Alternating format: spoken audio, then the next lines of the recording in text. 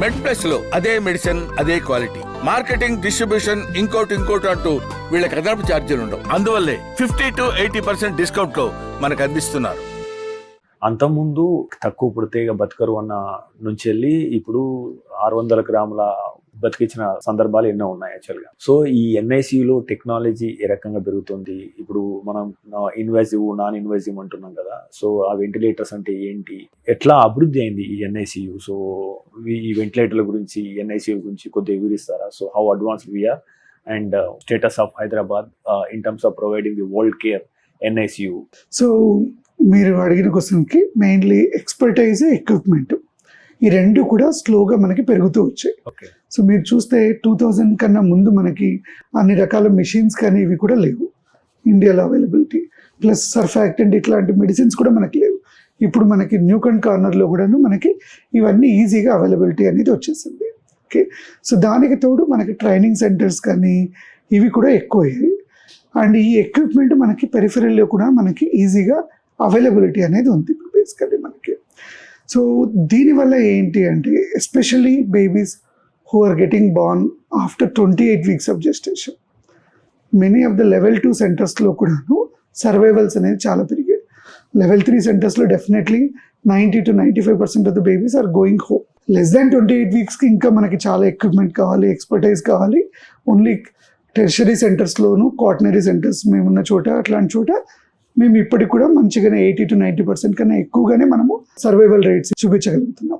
ఇవన్నీ ఎట్లా సాధ్యమయ్యాయి? ఒకటి అవైలబిలిటీ ఆఫ్ ఎక్విప్మెంట్, మనం ఎక్స్పర్టైజ్ ఇంప్రూవ్ అయింది.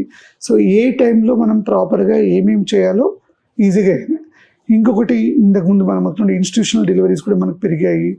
వాళ్ళు ప్రాపర్ రెఫరల్ సిస్టమ్ వచ్చేసింది. టెర్షరీ కేర్ సెంటర్స్లో ఇన్యూటరో ట్రాన్స్ఫర్ అంటే అక్కడ ప్రాబ్లం ఉన్న బేబీ మనకి టెర్షరీ కేర్కి వచ్చి డెలివరీ అవుతుంది. సో మనకు ఫస్ట్ ఇనిషియల్ గోల్డెన్ అవర్ నుంచి తీసుకొని దాని బేబీని మనం డిశ్చార్జ్ వరకు ప్రాపర్గా మనము చేసుకోగలుగుతున్నాం.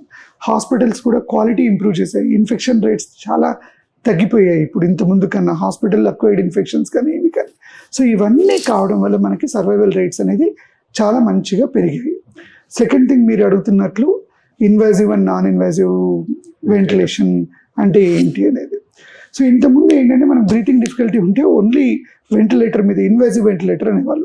అంటే అది ఏంటి అంటే ఒక ట్యూబ్ మనము డైరెక్ట్గా విండ్ పైప్ అంటాం కదా, మనము దాంట్లోకి బేబీ విండ్ పైప్లోకి పెట్టేసి ఒక ట్యూబ్ మనం బ్రీతింగ్ లోపలికి పుష్ చేసేవాళ్ళం అనమాట వెంటిలేటర్ ద్వారా. సో దీనివల్ల ఏంటి అంటే మనం కొన్ని కాంప్లికేషన్స్ ఎక్కువగా చూడడం స్టార్ట్ చేసాం. Definitely it's a foreign body లోపల ఉన్నప్పుడు ఇన్ఫెక్షన్స్ రావడం కానీ, కొద్దిగా ప్రెషర్స్ ఎక్కువగా ట్రాన్స్మిట్ కావడం వల్ల కొద్దిగా లంగ్స్ డ్యామేజ్ కావడం కానీ ఇది ఉంటుంది. సో అందుకని మనము నాన్ ఇన్వాజివ్ మోడ్స్కి ఎక్కువగా వెళ్ళాం.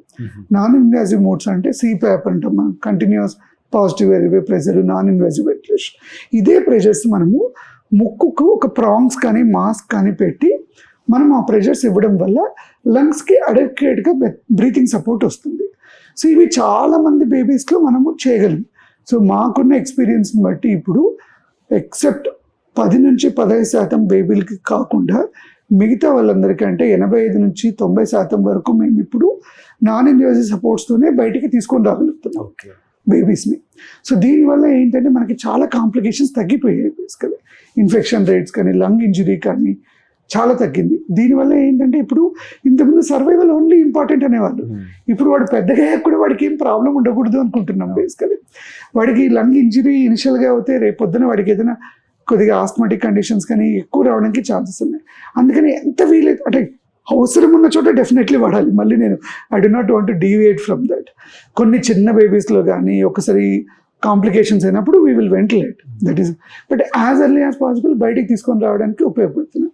ఇప్పుడు ఆ ఇన్వాజివ్ వెంటిలేషన్లో కూడా మీరు అడుగుతున్నట్లు న్యూ టెక్నాలజీ ఏంటి అంటాం, వాల్యూమ్ గ్యారంటీ మోడ్ అనేది ఒకటి వచ్చింది ఇప్పుడు. అంటే ఈ ప్రెషర్స్ ఎక్కువ ట్రాన్స్మిట్ కాకుండా అన్నెసెసరీగా అడ్జస్టబుల్ ప్రెషర్స్తో కొన్ని మోడ్స్ అనేటివి వచ్చాయన్నమాట.